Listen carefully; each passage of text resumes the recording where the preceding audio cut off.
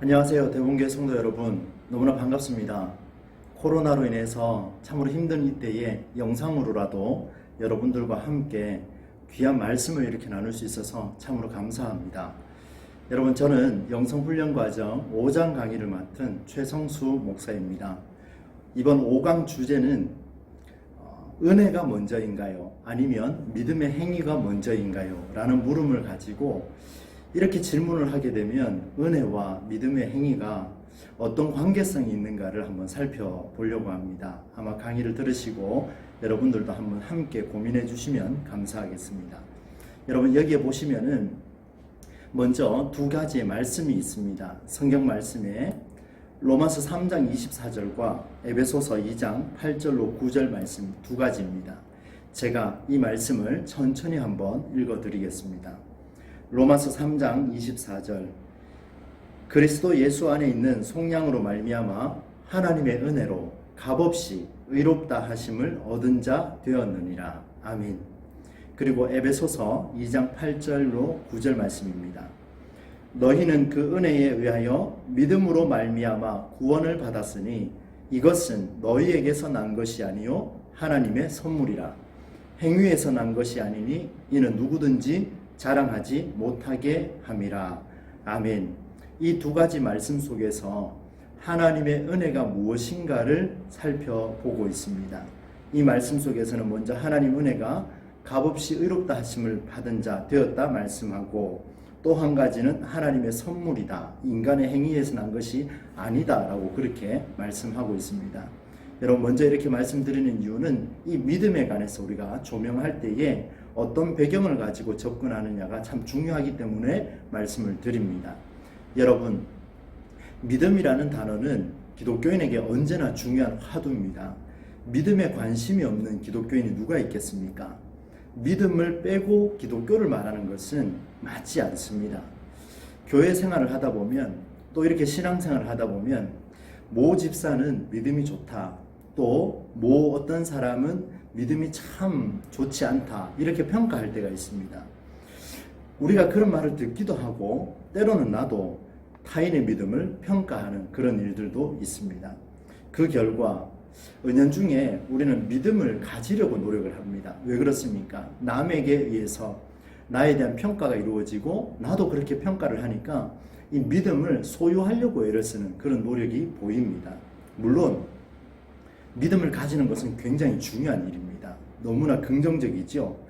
믿음을 갖고자 기도하고 또 정성을 다해서 예배하고 봉사하는 것은 당연한 일입니다. 하지만 믿음은 인간의 노력에 의한 대가로 주어지는 것은 아닙니다. 성경은 믿음이 인간의 노력에 의해서 주어지는 것이 아니라고 이미 말씀하고 있습니다. 우리가 앞서 읽었던 에베소서 2장 8절로 9절 말씀은 명확하게 그 말씀을 우리에게 가르쳐주고 있습니다. 다시 한번 이 말씀을 읽어드리도록 하겠습니다. 너희는 그 은혜에 의하여 믿음으로 말미암아 구원을 받았으니 이것은 너희에게서 난 것이 아니요 하나님의 선물이라. 행위에서 난 것이 아니니 이는 누구든지 자랑하지 못하게 함이라. 아멘. 여러분, 어떻습니까? 이 메시지 속에서 이미 믿음에 관해서 다 설명이 되었습니다. 한번 정리를 쭉 해보겠습니다. 믿음은 하나님의 은혜입니다. 그리고 하나님의 선물입니다. 만일 믿음이 인간의 노력으로 획득이 가능하다면 그것은 노력의 대가일 뿐이지 하나님의 은혜일 수가 없습니다. 인간의 노력으로 그걸 성취할 수 있다면 그것은 인간의 입장에서 주어진 어떤 노력의 대가일 뿐이라는 사실을 말씀하고 있습니다. 믿음은 하나님이 주시는 선물입니다. 그리고 동시에 거룩한 것입니다. 누구도 자신의 믿음에 대해서 자랑할 수는 없습니다. 믿음이 자신의 노력으로 생긴 것이 아니기 때문에 그것을 자랑해서도 안 됩니다. 앞서 말씀드린 그 메시지 속에서도 행위에서 난 것이 아니기 때문에 주께서 우리에게 말씀하십니다. 누구든지 이것을 자랑해서는 안 된다라고 그렇게 말씀을 하고 있습니다.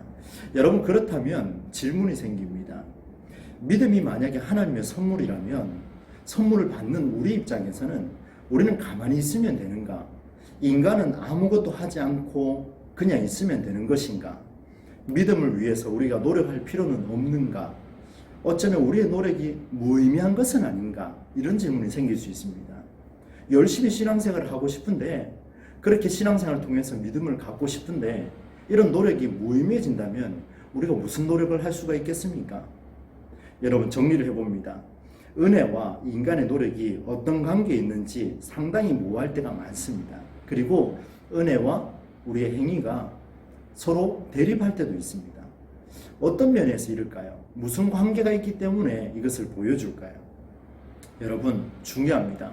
은혜를 어떻게 이해하느냐, 여기에 포커스를 한번 두십시오. 은혜를 어떻게 이해하느냐에 따라서 인간의 책임과 그 노력이 가치 있기도 하고 아니면 무가치한 결과를 낳을 수도 있습니다. 은혜를 노력해서 얻는 것이 아니라 어떻게 이해하느냐에 따라서 우리의 노력과 믿음의 행위가 가치 있을 수도 있고 무가치할 수도 있다는 사실입니다. 많은 사람은 하나님의 은혜가 인간의 노력에 의해서 주어지는 것이 아니라는 것을 알고 있습니다. 이미 기독교인들은 그것을 인지하는 경우가 많습니다. 그래서인지 우리 인간의 책임이 무의미하다라고 이렇게 착각하는 그런 결론을 내릴 때가 상당수 있습니다. 이런 경우에는 하나님의 은혜에 비해서 인간의 노력과 책임이 너무 약하기 때문에 이것은 무가치한 것은 아닌가, 그렇게 여길 때가 얼마나 많겠습니까? 은혜가 선물이고 거저 주어지는 것이기 때문에 우리의 노력이 무의미해질 때가, 무가치할 때가 너무나도 많습니다. 그럼 우리의 수고는 헛된 것일까요? 만약에 이런 사고를 가지고 있다면, 이런 생각을 가지고 있다면 굉장히 위험한 결과를 초래할 수 있습니다. 왜 그런지 한번 보시겠습니까? 우리는 다만 기도로 은혜를 구하기만 하면 된다고 여길 수도 있습니다. 그저 선물로 주어지기 때문에 그 선물만 받으면 된다라는 입장이죠. 인간이 요청하지 않아도 하나님은 모든 것을 다 이루신다라고 본다는 겁니다. 하나님이 선물로 주시든 안 주시든 하나님이 이 세상의 모든 것은 하나님이 이끌어 가시기 때문에 우리는 단지 그냥 가만히 있으면 되지 않느냐라는 결과를 낳을 수도 있습니다. 그리고 또 한 가지는 어떤 노력도 없이 요청만 하면 되는 게 아닌가, 구하고 찾고 두드리면 되지 않느냐, 이것을 당연하게 생각한다는 겁니다. 어떤 노력도 없이요. 여러분, 이런 세 가지의 위험한 결과, 그 외에도 더 있겠지요. 이런 모든 태도는 은혜를 값싼 은혜로 만들어버립니다. 여러분, 이것이 굉장히 무서운 이야기입니다. 하나님의 은혜가 값싼 것입니까? 그렇지 않죠. 누구든지 기독교 신앙을 가졌다면 하나님의 은혜는 다 값진 것이라 그렇게 생각을 합니다. 그런데 선물로 받고 그저 받으니까 이것이 무가치해지는 것은 아닌가, 선물을 기다리기만 하면 되고 구하기만 하면 되는 이런 현상들, 값싼 은혜로 결과를 초래할 수가 있습니다. 여러분, 은혜는 그런 것이 아니죠. 은혜는 정말 진정으로 값진 것입니다. 하나님의 은혜를 강조한 인물들이 우리 역사 속에 많이 있습니다. 대표적으로 성서를 기록한 바울, 그리고 아우구스티누스, 루터, 칼뱅, 우리가 알고 있는 이런 신학자들과 그 외에 이름 없이 빛도 없이 사라졌던 이 땅의 별들, 그런 사람들이 선포한 은혜들은 어느 누구에게도 단 하나도 값싸게 생각한 것이 없었습니다. 오히려 그들은 자신의 모든 것을 걸고 하나님을 만나고자 몸부림쳤습니다. 이것을 다른 말로 전실존을 걸었다라고 그렇게 표현하고 있습니다. 무슨 말씀입니까? 하나님의 은혜를 선물로 받기 위해서 그 선물로 인정받는 그 과정 속에서 이들은 굉장한 노력을 했고 목숨 걸고 그 길을 걸었다라는 사실입니다. 그들처럼 제대로 은혜를 알게 된다면 가만히 있을 수 없습니다. 이 은혜가 얼마나 값진 것이기에 가만히 있을 수 있겠습니까? 이 자리에 앉아서 있을 수 없다라는 거죠. 반드시 그 은혜에 감격하여 그 은혜에 따른 응답이 있기 마련입니다. 반드시 책임이 따라옵니다. 책임감 있는 삶을 살아갈 수밖에 없습니다. 은혜는 인간의 노력을 무가치하게 만들지 않습니다. 절대로 그렇게 하지 않습니다.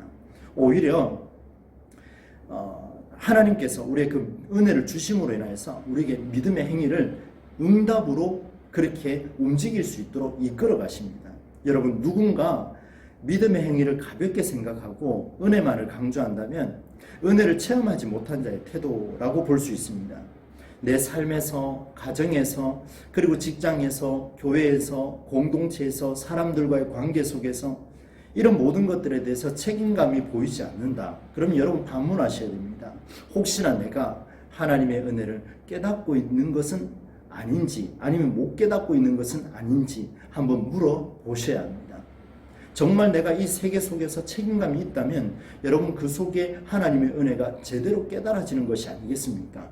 저 역시도 이런 부분을 늘 자각을 하면서 가슴에 새기면서 기도하고 늘 은혜를 값진 은혜가 되게 하기 위해서 이 땅에서 책임감 있는 삶을 살려고 몸부림치고 있습니다.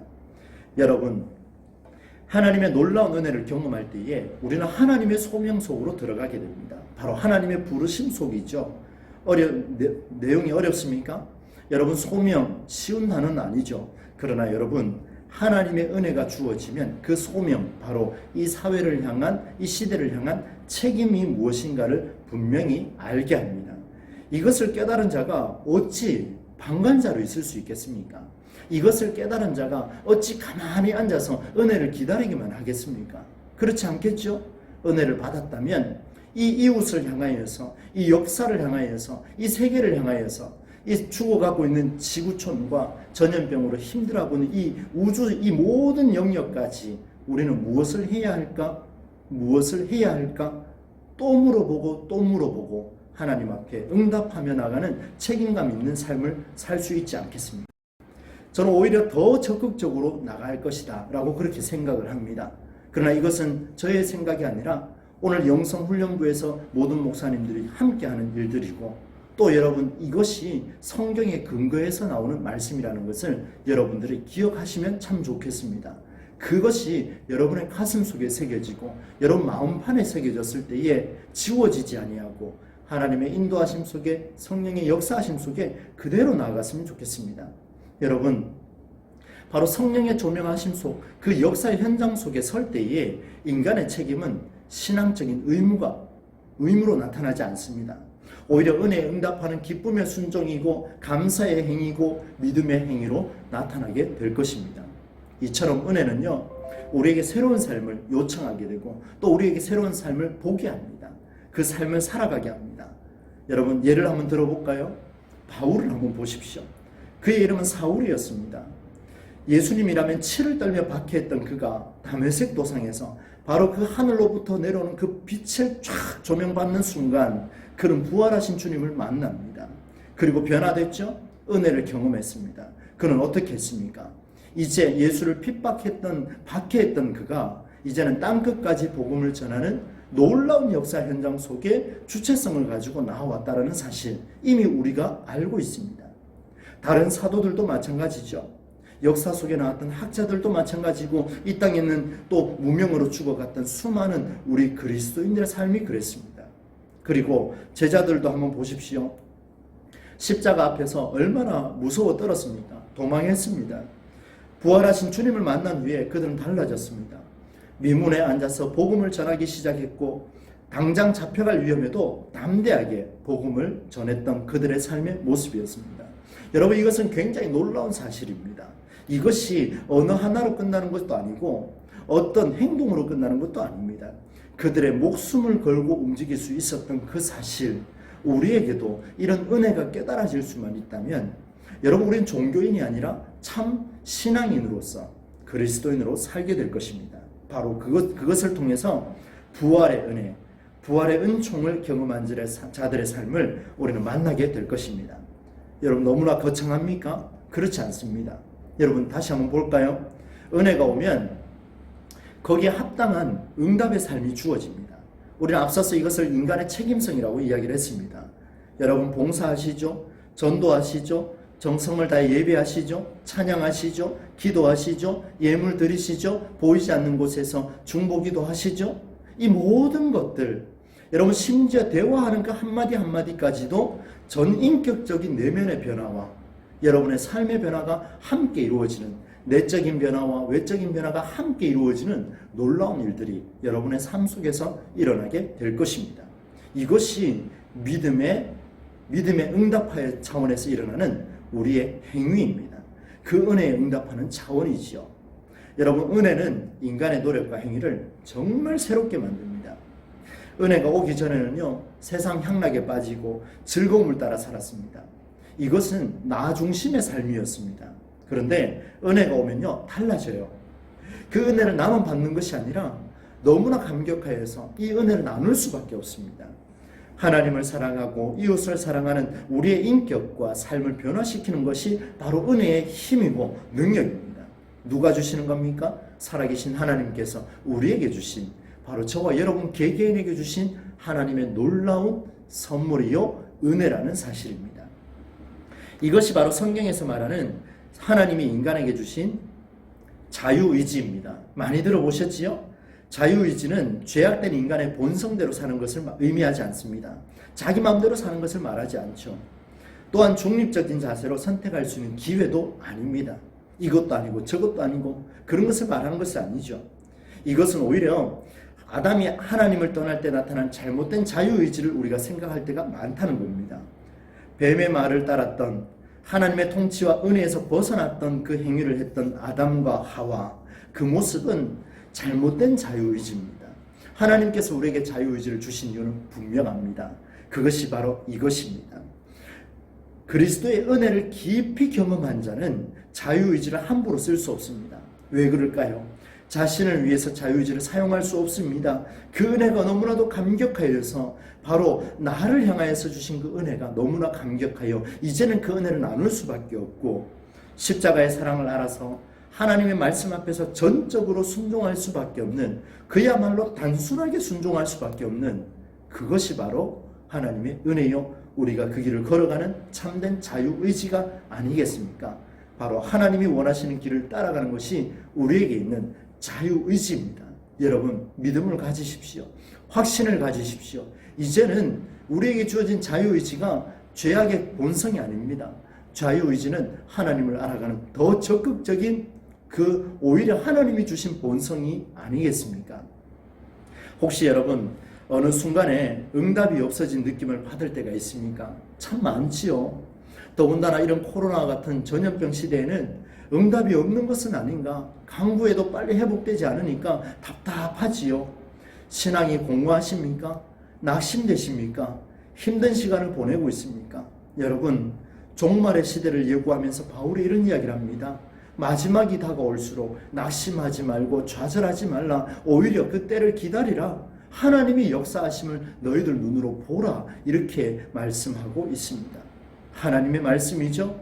내적인 것은 물론 외적인 어려움으로 낙심하시는 여러분 가장 힘들고 어려운 이 시대를 어떻게 극복하고 있습니까?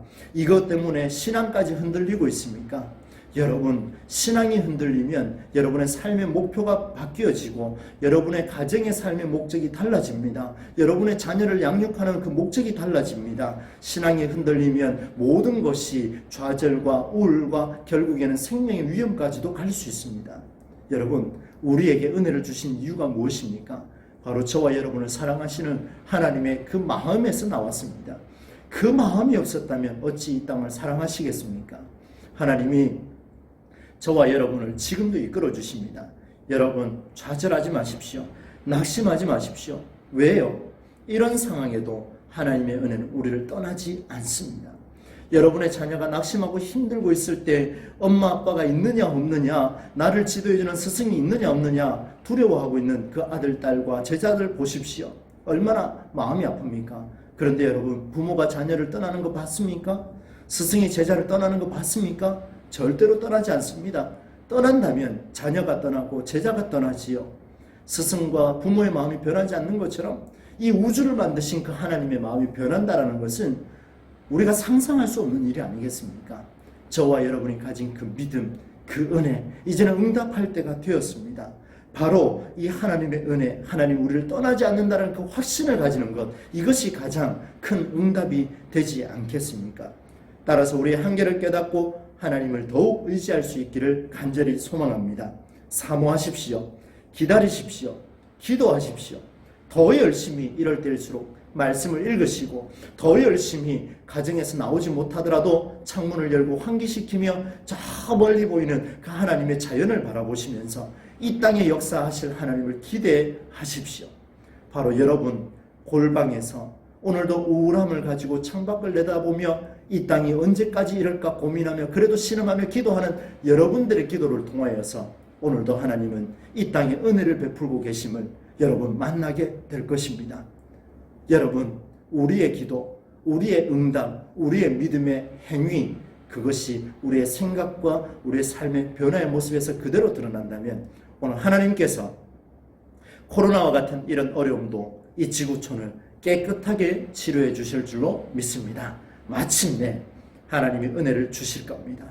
여러분 그 은혜에 감격하여서 저와 여러분이 함께 일어설 수 있다면 오늘 이 대봉교회가 그 길을 함께 먼저 걸어갈 수만 있다면 하나님의 놀라운 그 역사의 현장 속에 우리는 깃발을 들고 달려갈 수 있으리라 믿습니다. 그때의 감격이 나오고 감사함이 나오고 헌신이 나오고 참된 예배가 나타나게 되어 있습니다. 여러분 움직이지 아니하고 하나님의 은혜를 불평하는 자는 하나님을 욕되게 하는 일입니다. 바로 성령을 회방하는 일이 그 일입니다. 여러분 돌이키십시오. 일어나십시오. 오늘 우리가 이 영성 훈련 과정을 만든 것도 그런 의미에서 여러분들을 찾아온 것입니다. 여러분들이 함께 기도하고 일어서는 그 자리에 저희들도 함께 하겠습니다. 이 대봉교회를 통하여서 이번 영성 훈련 과정을 통하여서 여러분의 5가지의 주제를 통하여서 하나님이 주시는 놀라운 은혜가 다시 한번 여러분 가슴속에 샘솟듯 일어날 수 있기를 주의 이름으로 간절히 축복합니다. 여러분 승리하십시오.